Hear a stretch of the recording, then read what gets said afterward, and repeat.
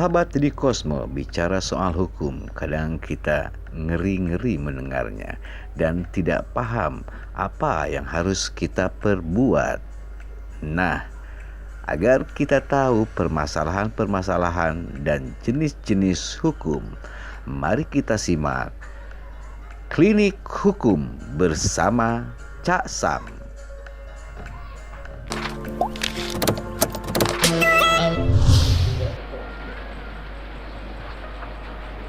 Oh, ini rumahnya Pak Sam ini? Iya, rumah beliau di sini. Oh, gitu. Ayo kita masuk Kita aja. bertamu dulu ya. Coba. Assalamualaikum. Assalamualaikum. Assalamualaikum. Pak Sam, kabarnya baik? Ya, saya Baik. Ayo masuk, Pak. Ya, ya. Terima kasih.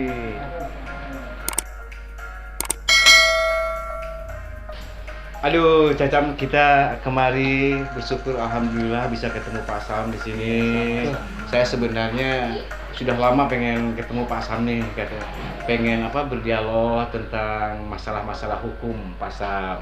Bersilaturahmi ya. Bersilaturahmi. Beliau sibuk juga. Iya, karena memang dia ini orang sibuk, jadi susah sekali. Juga sibuk. Kalau Mas Alek ini sibuknya apa? Sibuk mencari nasi kotak.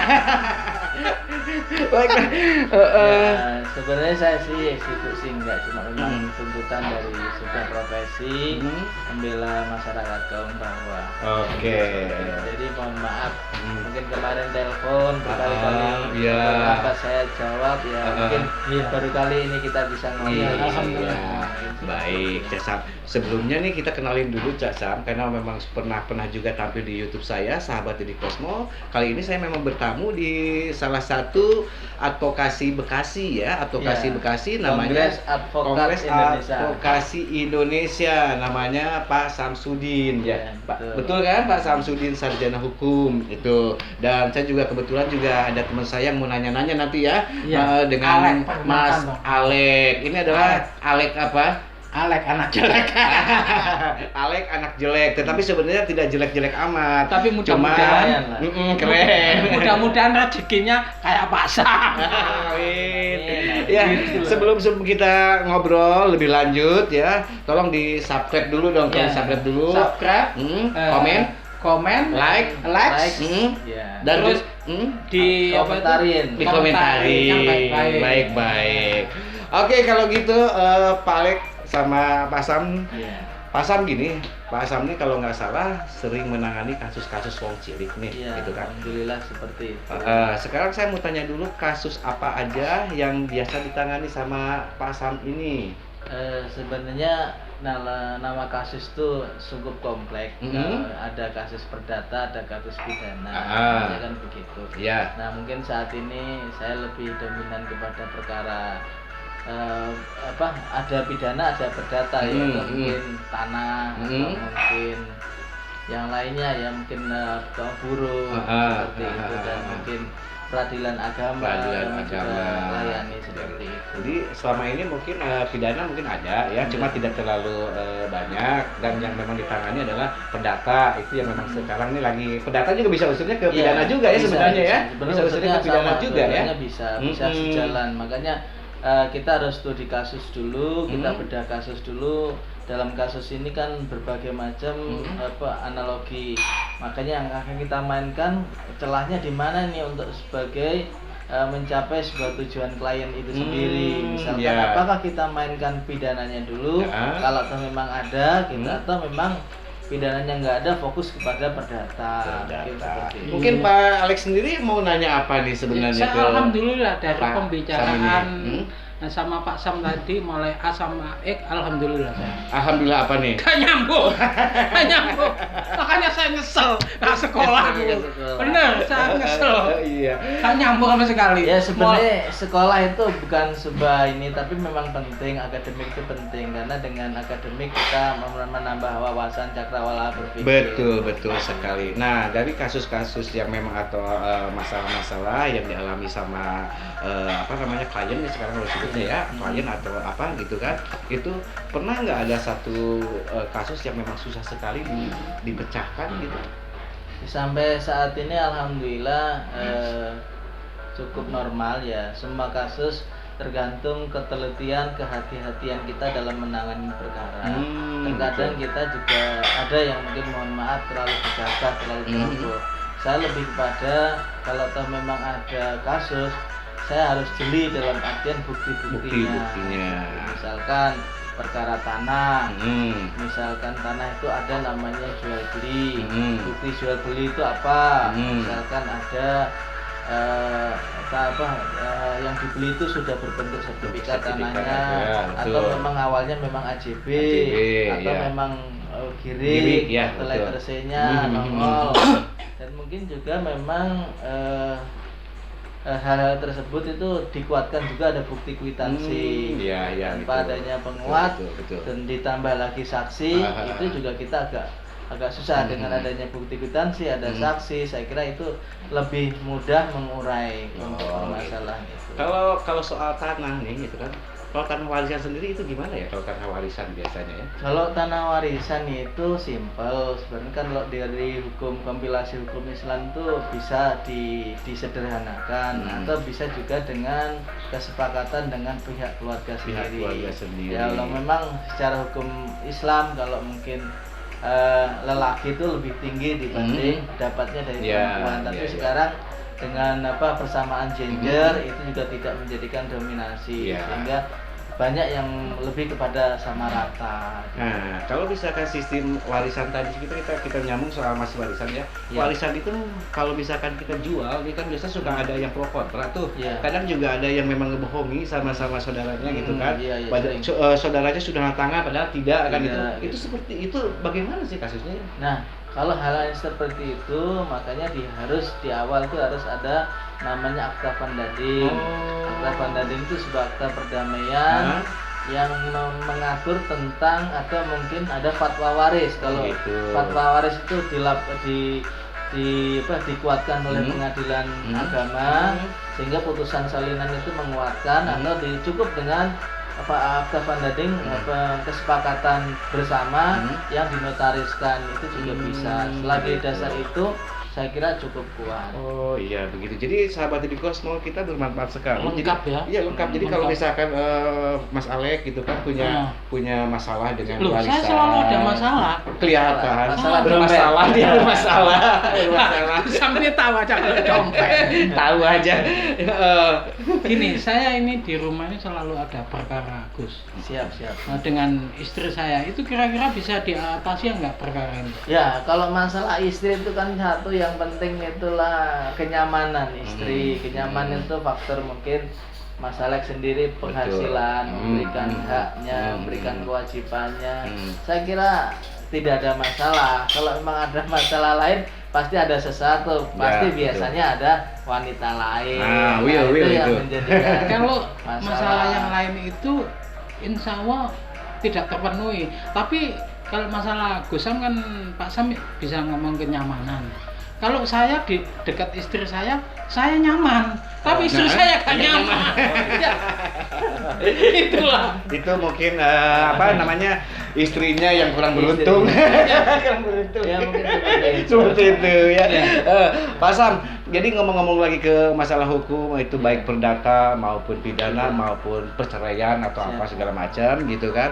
Sekarang ada nggak tip-tip khusus gitu ya untuk orang yang punya masalah ini, pertanahan aja dulu ya. Kita ngobrol soal pertanahan, tips-tipsnya bagaimana mengajukan soal hukum itu untuk orang-orang yang tidak tahu nih harus bagaimana. Oh iya, simpel sih sebenarnya buat masyarakat awam, masyarakat kalangan bawah yang mungkin mohon maaf sekali lagi tidak mampu membayar pengacara, advokat, itu sebenarnya simpel.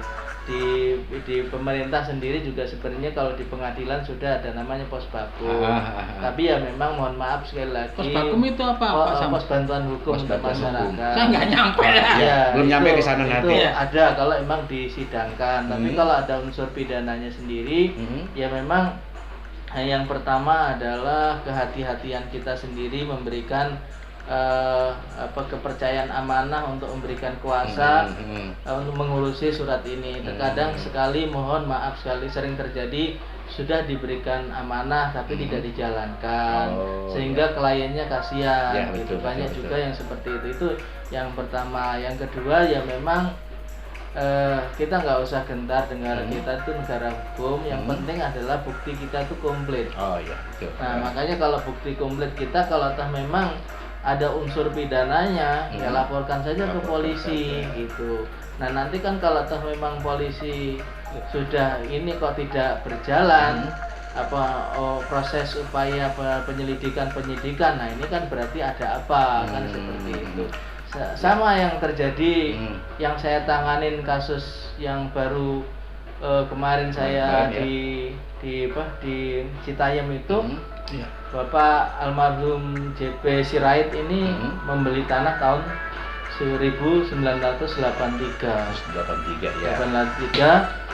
Nah, karena memang memberikan kepercayaan kepada Bapak A gitu ya. Beliau tinggal sebenarnya hanya memberikan kepercayaan untuk menunggu gitu. Bapak Sirait itu kan tinggalnya di sana di Blok M. Blok M, dia punya anak, punya istri, dan anaknya 3, istrinya 1. Nah, di saat Pak Sirait ini memberikan kepercayaan dan almarhum masih ada gitu ya, nggak ada masalah gitu loh. Tapi begitu yang diberikan kepercayaan tadi meninggal, Pak A tadi gitu, terus Pak Siraitnya meninggal, nah ini tinggal istri kan yang sebagai saksi. Betul, nah untungnya penjualnya masih ada, saksinya masih ada gitu. Nah, walaupun tanah tersebut saat ini sudah diterbangun oleh rumah, tapi saya meyakini keadilan akan nanti berpihak, karena harus kita perjuangkan. Ya mungkin beliau sudah melaporkan di Polres Depok ya, di tahun 2018 sampai saat ini di tahun 2000 itu tidak ada tindak lanjut. Ini makanya mohon maaf sekali lagi ya, penyidik saya kira harus profesional juga gitu, sesuai dengan Perkap Kapolri tentang proses penanganan perkara itu sendiri ya. Kita sendiri masyarakat juga harus hati-hati. Memang terpenting adalah berikan kepercayaan kepada penyidik dulu. Tapi kalau memang sudah tidak ada rasa kepercayaan, sampaikan kepada orang yang dianggap mampu untuk mengurai permasalahan ini. Gitu. Karena terkadang juga oknum-oknum yang mungkin dari masyarakat bawah atau mungkin dari perangkat desanya sendiri, mungkin mohon maaf gitu, bukan kita tidak percaya, ada kemungkinan gitu. Ininya seperti itu. Jadi begitu ya, Pak Sam. Jadi tipsnya itu adalah kita harus siapin dulu ya. Jadi kasusnya itu apa, kemudian surat-suratnya ya. Karena itu surat-suratnya, kemudian diajukan dulu ke polisi, ke penyidik ya. Kalau tahu memang ada pidananya, kalau tidak ya fokus pada perdata. Fokus pada perdata. Dan kemudian juga ada di luar sana katanya advokasi itu mahal gitu kan. Takut kan gitu kan. Apa benar itu? Enggak, sebenarnya masalah advokasi itu apa? Untuk bantuan hukumnya. Bantuan hukumnya. Sebenarnya tidak, itu hanya masyarakat yang mungkin mohon maaf memang awam gitu ya. Mungkin bagi orang yang mampu, bagi dia juga memang biasa gitu. Tapi bagi saya alhamdulillah sebagai pengacara masyarakat yang mungkin minoritas atau kalangan bawah, kami juga punya LBH, Lembaga Bantuan Karya Amanah Mandiri, yang ada di Kota Bekasi ini. Nah, LBH inilah yang nanti sebagai perantara membantu menjembatani masyarakat Kota Bekasi atau masyarakat umum. Karena LBH ini bisa melakukan langkah-langkah pembelaan advokasi di masyarakat di Indonesia ini. Oke, jadi kita paham, Pak Le. Alhamdulillah. Kalau kumpul orang pintar saya kelihatan memang cerdas dari raut wajahnya jadi kelihatan. Jadi mudah-mudahan aja, siapa tahu Mas Ale ketularan pintar, ketularan juga rezekinya. Amin. Dan masalahnya adalah gini, jadi ringkasan dari rangkuman dari semua ini adalah kita jangan takut-takut untuk mengajukan hukum yang kita punya atau kasus yang kita punya, dengan mempersiapkan yang ada surat-suratnya itu untuk tanah. Kemudian Iya. juga jangan berpikiran bahwa advokasi atau bantuan hukum itu mahal, jangan berpikiran Iya. itu dulu. Pokoknya jodohnya orang kecil-kecil, ayo berbondong-bondong Nah, rame-rame ke itu sini. terus juga Iya kan? ya tolong Tetap sampaikan Pak memang- Sam gitu. tolong sampaikan memang secara benar ya kalau Iya, bisa kasusnya kejujuran. begini, kejujuran, betul nggak? Kejujuran itu adalah langkah utama kita melakukan pembelaan. Betul. Kadang ada klien yang memang tidak jujur semuanya. Ada perkara tapi ada yang disampaikan, ada yang disembunyiin. Ini kan Ah. juga membahayakan. Membahagiakan siapa gitu ya. Kami yang akan melakukan pembelaan itu Betul. karena lawan yang utama itu ya klien itu sendiri. Saya juga Iya. pernah ngalamin gitu. Ada klien ya punya masalah, sudah saya tolong ya, dapat mobil. Mobilnya di belakang dijual tanpa sepengetahuan saya. Nah, ini kan juga mengecewakan kita yang sudah Yang melakukan membantu ya, pembelaan, berusaha melakukan pembelaan. gitu. Ya jadi intinya gitu, intinya adalah kita memang kalau misalnya mempersiapkan dan juga intinya adalah kita harus jujur. Serta kalau misalkan kita jujur bicara tentang masalah kita, insya Allah masalah itu akan berjalan dengan lancar. Betul nggak ya Pak? Ya, Insya Allah. insya Allah berjalan dengan lancar kan dengan keterbukaan dan Iya. juga si yang pembelanya itu yang ngebela dengan kasus kita misalkan advokasi itu benar-benar amanah ya Pak ya. Iya, Kalau iya, jujur amanah. bahkan gitu kan amanah. Amanah. Insya Allah seperti itu. Baiklah sahabat dari Cosmo, perbincangan masalah hukum sekarang ini sampai di sini saja. Saya dari Cosmo juga ini host saya Alek Koplak dan Pak Sam. Terima Ya, kasih Pak Sam. atas Nanti kita kedatangannya. ngobrol-ngobrol lagi ya Ya, tentang ya, hukum. betul. Terima Ya, kasih banyak. Dan untuk sahabat dari Cosmo, kenapa? Subscribe, Oh iya, dan sahabat dari Cosmo silakan apa? subscribe, Komen. komen, Like. yang baik-baik, Hah? next di Dedi Cosmo. Oke, Cosmo Channel. Oke, terima kasih. Saran dan Wassalamualaikum. kritiknya Ya, ditunggu. ditunggu. Oh, iya, iya. Wassalamualaikum warahmatullahi wabarakatuh. Terima kasih sudah klik video ini, tapi jangan lupa guys klik tombol subscribe karena subscribe itu gratis. Dengan subscribe kamu support channel ini terus untuk upload hampir setiap hari.